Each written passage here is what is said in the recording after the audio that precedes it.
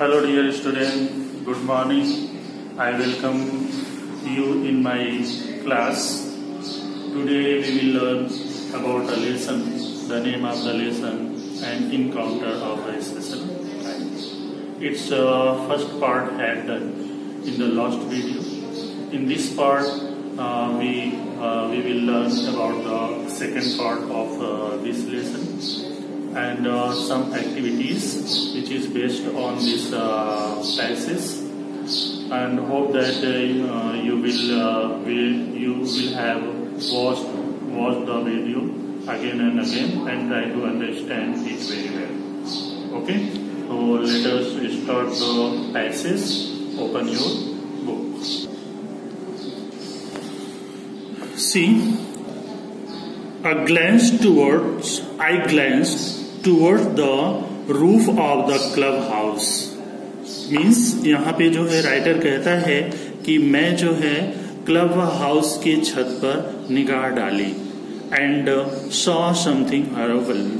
Horrible मतलब भयानक, और कुछ जो है भयानक चीजें, कुछ भयानक चीज मैंने देखा. A big male langur apparently the leader of its group. ठीक ना. A big male langur apparently the leader of its group. apparently मतलब क्लियरली, मतलब एक बड़ा नर लंगूर जो स्पष्ट रूप से अपने समूह का क्या था, नेता दिखता था.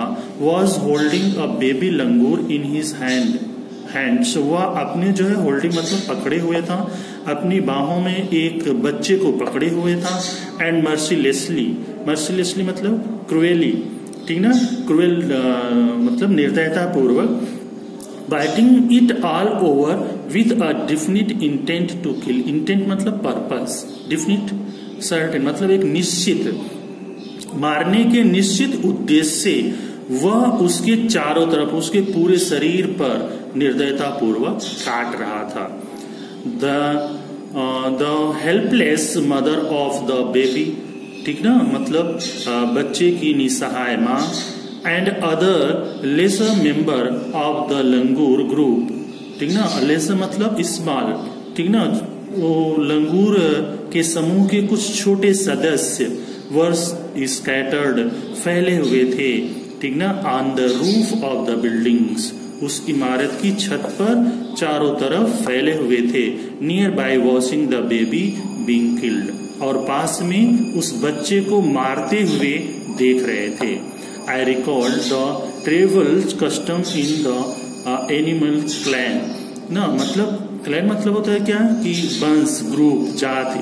रिकॉल्ड मतलब रिमेम्बर ना. मुझे तब जो है मुझे पशुओं के वंश के या पशुओं के जात की एक भयानक कस्टम मतलब रिवाज, एक भयानक रिवाज मुझे याद आया. अकॉर्डिंग टू विच, जिसके अनुसार अ डोमिनेंट मतलब पावरफुल, अ डोमिनेंट मेल मतलब एक पावरफुल नर usually does not allow another male baby or adult to survive within its group. Survive मतलब जिंदा रखना, ठीक ना, कि जिसके अनुसार एक पावरफुल, एक शक्तिशाली नर स्पष्ट रूप से अपने ग्रुप में एक बच्चे या एक वयस्क नर को जो है जिंदा रहने की अनुमति नहीं देता है. विदाउट लूजिंग एनी टाइम्स, बिना कोई समय गंवाए हुए, I gathered a stout. Stout मतलब हैवी, ठीक ना, भारी. आई गैदर्ड मतलब इकट्ठा करना.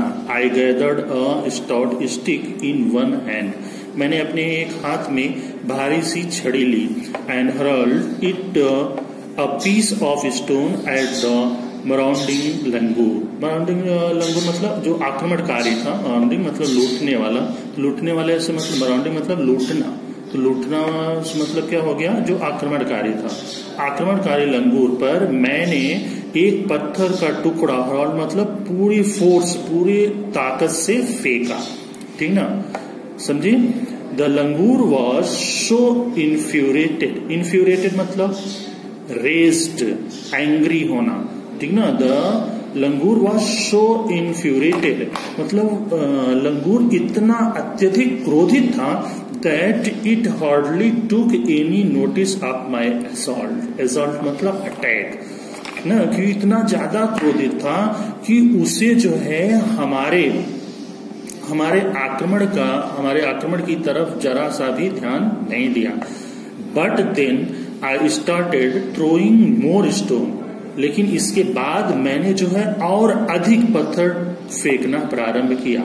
The dogs on their part raised their pitch of cry, और कुत्ते अपने समूह में, अपने भाग में मतलब चिल्लाने की आवाज को रेज्ड और उठाए, मतलब और तेज कर दिए ना। कुत्ते अपने भाग में अपने अनुसार और चिल्लाने लगे, और जोर जोर से चिल्लाने लगे। द चेंज सर्कमस्टेंसेस मतलब परिस्थितियां ना, परिस्थितियां बदली। And the sudden unexpected attack, unexpected attack अप्रत्याशित आक्रमण, ठीक ना। यहाँ पे देखो अनएक्सपेक्टेड अटैक, ये अटैक जो है एक तरह से नाउन है, और यहाँ पे अनएक्सपेक्टेड ये जो है आपका एडजेक्टिव है। इसे हम बोलते हैं present past participle. Past participle unexpected, here unexpected is use as an adjective.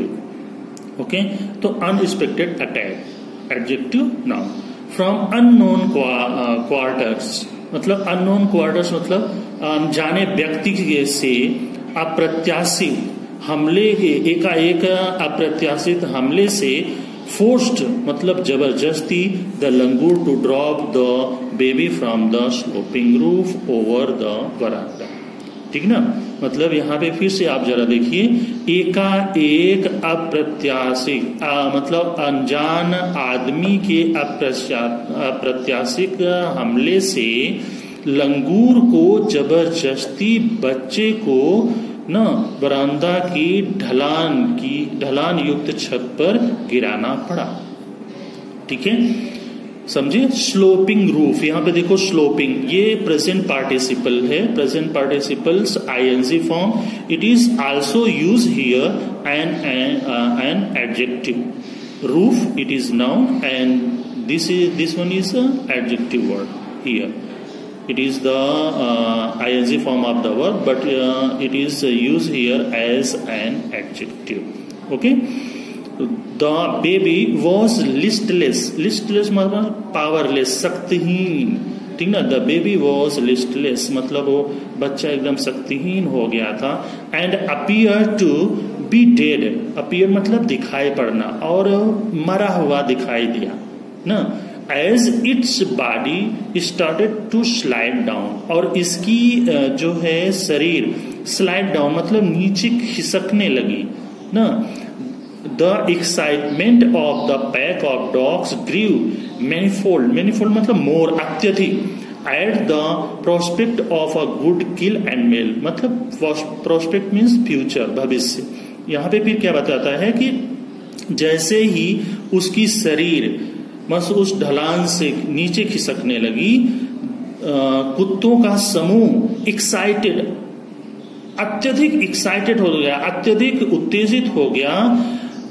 Eight the prospect of a good kill and meal मतलब भविष्य के अच्छे भोजन को देखकर कुत्तों का समूह अत्यधिक उत्साहित हो गया। Keeping the dogs at bay with the stick मतलब बे विद द स्टिक मतलब दूर भगाना, छड़ी से दूर भगाना।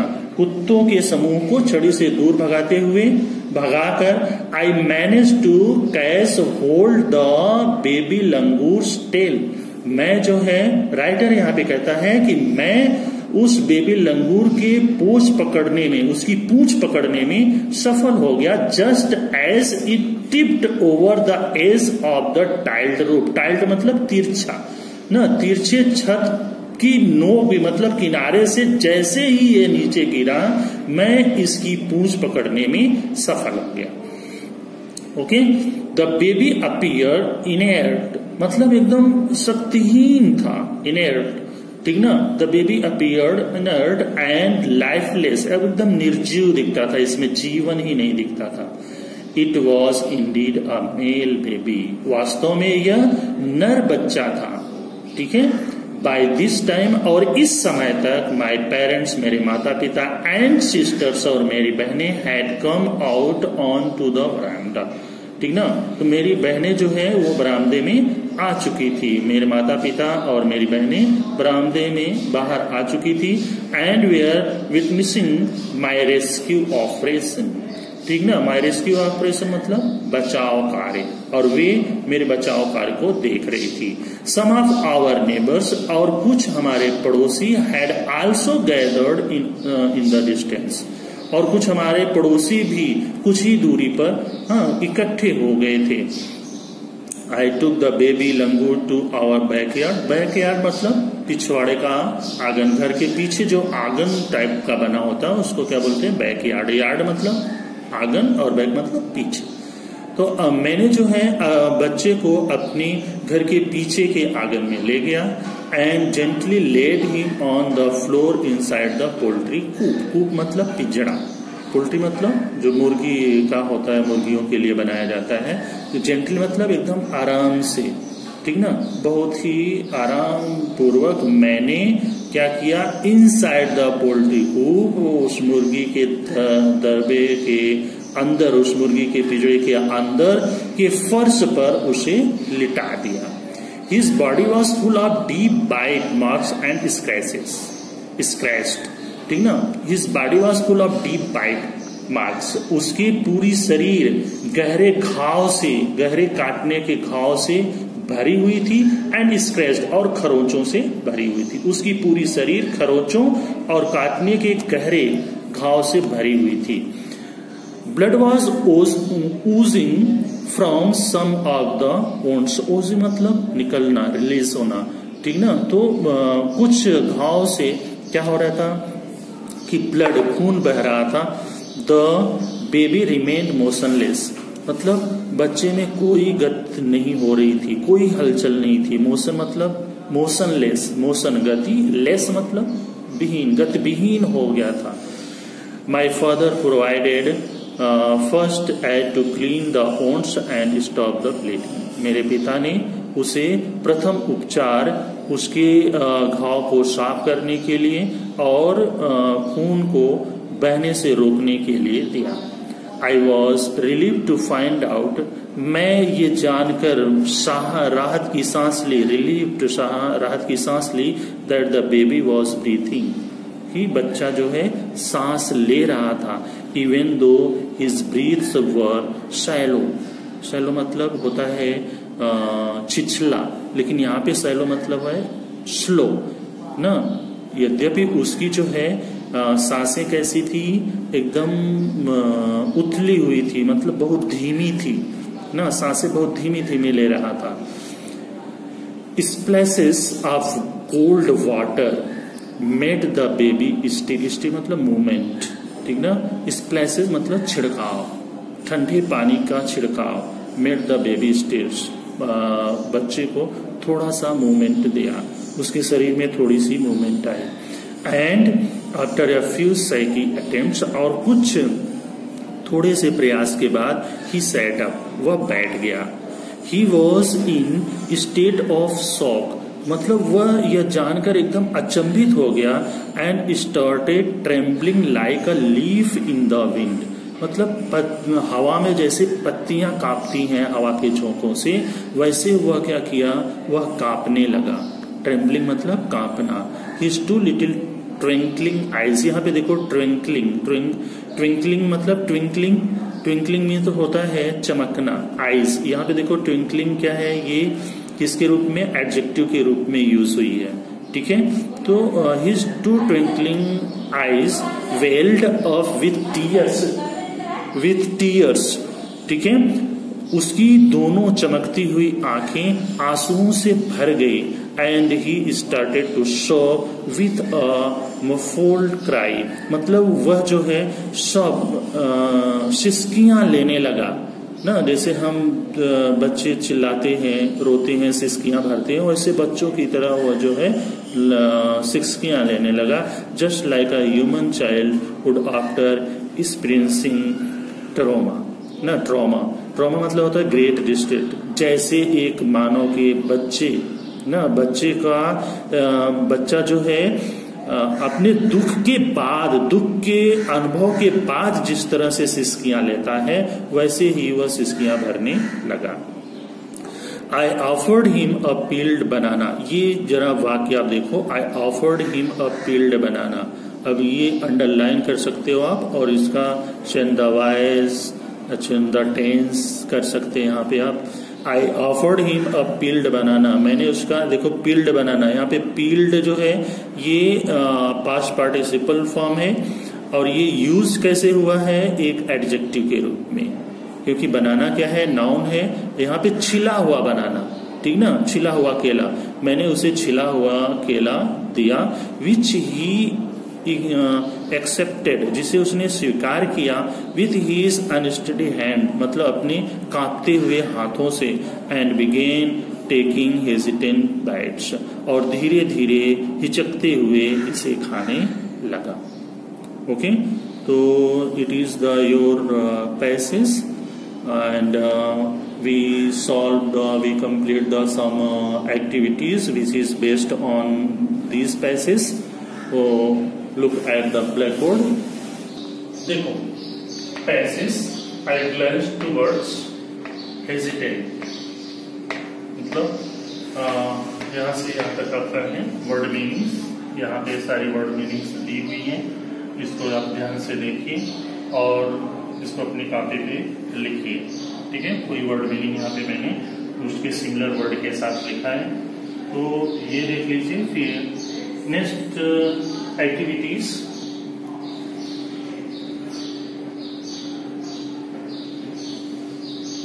इसको लर्न कीजिए पूरा अच्छी तरह से, और फिर इधर एक्टिविटीज देखिए।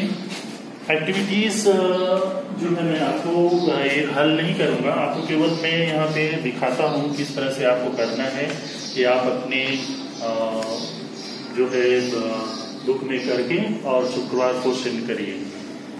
ओके, देखो, read the following passage carefully and complete the activities. यहाँ पे complete the following sentences. The langur baby was listless, देखो यहाँ पे, यहाँ देखो लिखा है ना, the baby was listless and appear to be dead. तो यहाँ लिस्टलेस लिखा है, एंड तक लिखा है, उसके आगे तक आपको to appear to be dead यहाँ तक लिखना है, ठीक है। फिर देखो, the baby langur's eyes, the baby langur's eyes, देखो यहाँ पे है,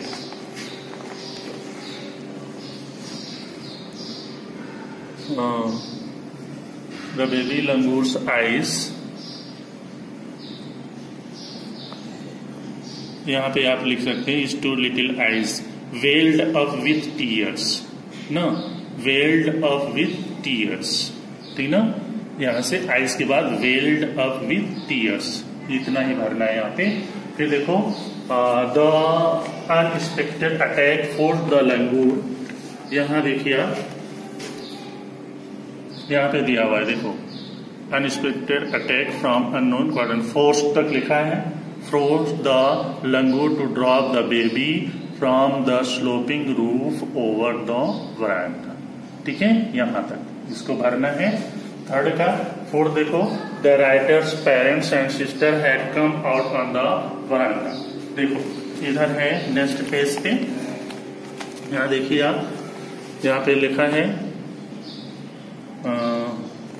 ये देखो, माई पेरेंट्स मतलब the writer's parents and sister had come out on to the veranda and were, देखो यहाँ पे लिखा है ना, एंड वर, तो यहाँ से वर से आपको लिखना है विटनेसिंग माई रेस्क्यू ऑपरेशन तक। ओके, तो ये आपका क्या हो गया, ये कंप्लीट द सेंटेंस हो गया। दूसरा देखो, complete the way, the condition of wounded baby लंगूर, मतलब घायल बच्चे की स्थिति क्या थी, ऐसा समझने का। तो यहाँ पे देखो, अब इस तरह से अगर हम करते हैं तो यहाँ जो है उसकी स्थिति क्या थी, तो पहली चीज हम यहाँ पे एक भर सकते हैं ऐसा, उसकी कंडीशन क्या थी, ये वाला वाक्य पहले आप भर दीजिए। एक, the baby was listless and appear to be dead. ये किस में आ जाएगा? ये सेंटेंस आप भर दो, ये कंडीशन थी उसकी। दूसरी कंडीशन, दूसरा आप यहां पे लिख सकते हो,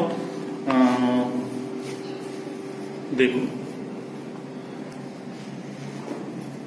ये देखो, ये यहां पे his body was full of deep bite marks and scratched.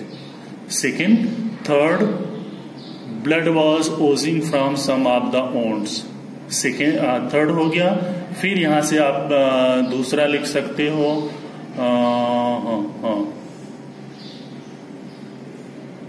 देखो यहां ये जो है द बेबी रिमेन्ड मोशनलेस।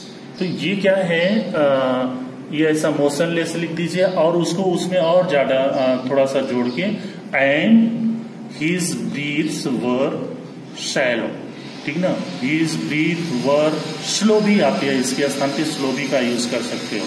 तो चौथे में क्या आएगा? The baby remained motionless and his breaths were slow. ठीक है, तो ये चार मैंने सेंटेंस बताया आपको, चारों जो है इसमें आपको फिलअप करना है। ठीक है, फिर next, what attempts to help the baby langur to revive. मतलब कौन सा प्रयास, जो राइटर का जो प्रयास था वो कौन सा प्रयास था जिससे जो है बच्चे को ठीक होने में मदद मिली। ठीक है, तो देखो यहाँ पे आप देखो, जो राइटर ने जो कार्य किया उस लंगूर को बचाने के लिए, जो उसके द्वारा कौन से ऐसे कार्य किए गए जिससे लंगूर को जीने में वो उसको मदद मिली। ठीक है, अब यहाँ पे आप देख सकते हो एक वाक्य यहाँ पे दिया है, देखो ये देखो, आप ये लिख सकते हो, the writer manage to catch hold the baby langur's tail. ठीक है, एंड टुक, यहाँ पे इतना लिखने के बाद और फिर इतना आप टेल तक लिखे ना, यहाँ टेल के बाद यहाँ आई जो है वहां पे क्या लिखोगे? द राइटर, आई की जगह writer manage to catch hold the baby langur's tail and took the baby langur to his, our की जगह क्या हो जाएगा? His backyard. पहली कंडीशन, पहला उसने अपना बच्चे इस हेल्प किया लंगूर बच्चे को। फिर दूसरा देखो क्या हुआ, दूसरा यहाँ पे देखो लिखा है माय फादर। माय फादर मतलब writers father provide first aid, clean the wounds and stop the bleeding. ये दूसरा हो गया। तीसरा देखो, द राइटर, यहाँ पे देखो ये वाला, यहाँ ये वर्ब है तो यहाँ पहले आप क्या सब्जेक्ट के रूप में क्या लिखोगे? द राइटर स्प्लैश्ड, यहाँ पे यस को हटा के डी लगा देना। The writer splashed of cold water on the babies body and made him. ये देखो इतना आपको एंड के बाद मेड लिखना है, ही को हिम में चेंज कर दो, और सेट अप है तो इसको क्या कर दो? Seat up. ठीक ना, तो फिर से देखो, the writer splashed of cold water on the babies body and made him sit up. Okay, ये हो गया आपका कौन सा? तीसरा। अब चौथा देखो, चौथा उसने क्या किया? ये देखो यहाँ पे दिख रहे हो ना, the writer offered him a peeled banana which he accepted. ठीक है, एंड एट देम। ये सब पूरी लाइन लिखना नहीं है, यहाँ पे एंड लगाइए और ईट का second form and it and at it. ठीक ना, the writer offered him peeled banana which he accepted and at it. समझिए, तो ये आपका क्या हो गया? ये चारों आपका कंप्लीट हो गया। इस तरह से आपको चारों वाक्य इसमें लिखना है। फिर देखो, find present participles and past participles used as adjective. मतलब प्रेजेंट पार्टिसिपल्स मतलब verbs ING form and past participles मतलब वर्ब्स थर्ड फॉर्म। समझे? तो ये जो है किसके रूप में यूज की गई हो? एडजेक्टिव ना। तो मैंने पढ़ाते हुए आपको 2-3 बताया था। यहाँ पे देखो, पहले देखते हैं। यहाँ आप देखो लिखा है अनएक्सपेक्टेड अटैक। ये क्या हो गया? ये देखो पास्ट पार्टिसिपल्स है और ये नाउन है और ये नाउन के अप्रत्याशित हमला ना। तो ये जो है क्या बता रहा है? इस हमले के बारे में बता रहा है। तो ये आपका क्या हो गया? अनएक्सपेक्टेड क्या हो गया? एडजेक्टिव हो गया।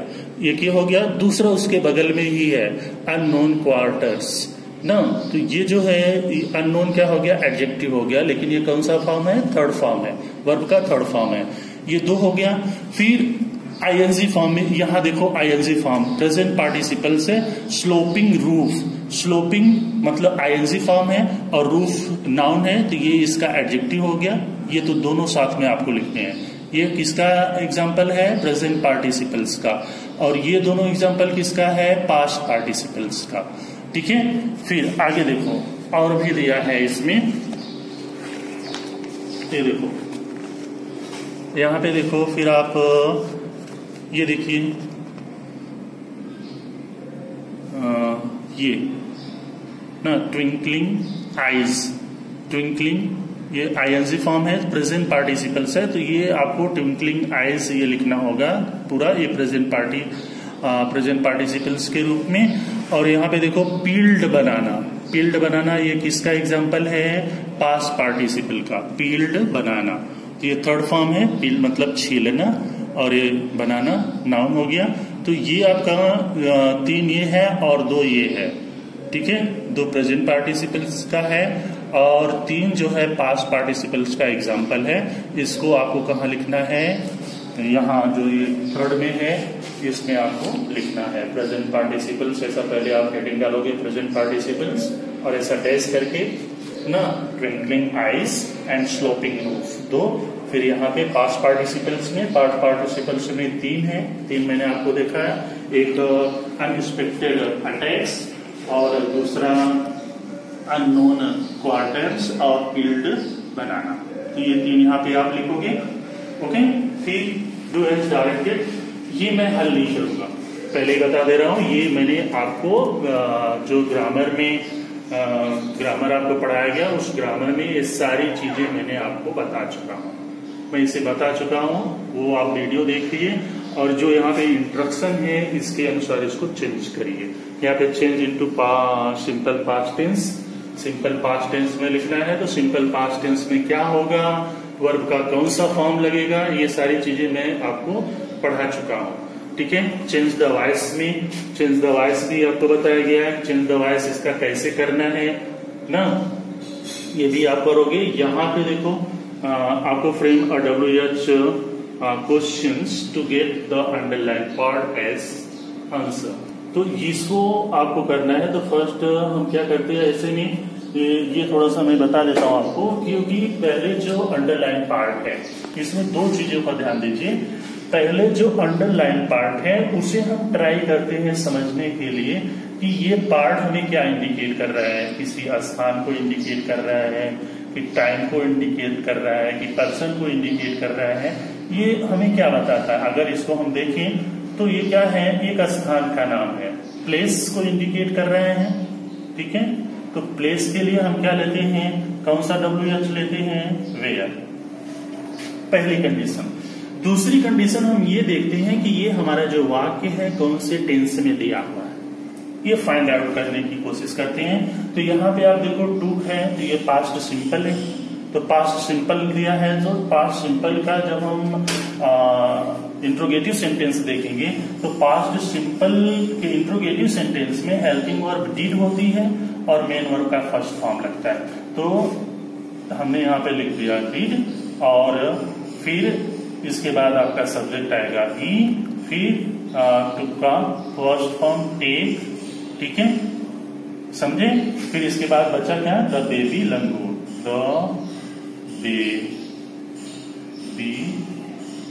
लंगूर। ओके। अब जो अंडरलाइन पार्ट है उसे आपको लिखना ही नहीं है, उसे छोड़ देना है और यहीं पे आपको क्या करना है, क्वेश्चन मार्क कर देना है। ये आपका बच गया कौन सा WH टाइप क्वेश्चन, ठीक है। फिर he was in a state of shock, change in past perfect tense, इसको मैं बता चुका हूँ पिछले वीडियो में कि किस तरह के इसको पास्ट परफेक्ट में बदलेंगे, तो इसको आप बदलिए, नहीं आता तो फिर से मैं बताऊंगा। फिर लास्ट क्वेश्चन जो ये आपके ऊपर है, do you think that the custom of baby killing by dominant male in animal clan is good? क्या आपको लगता है कि जानवरों के वंश में एक शक्तिशाली नर के द्वारा बच्चे को मारना ये अच्छा है या गलत है? एक्सप्लेन किया जाता है। तो what do you think about this question? Try to write according to your opinion, what do you think about this question and try to write. How can you express your thinking, your opinion about this question? Try to write and complete all the activity today or yesterday, and take a photo and send me in my group, in your WhatsApp group. You can send me personally also, but don't avoid it. I do not want to again and again repeat this line. It is not good for you. You can understand it very well. What is the meaning of this sentence? It is not good for you. So, guys, complete your homework time to time and send it in your WhatsApp group so that I can understand you do something. Your study is going on. Okay? Thank you.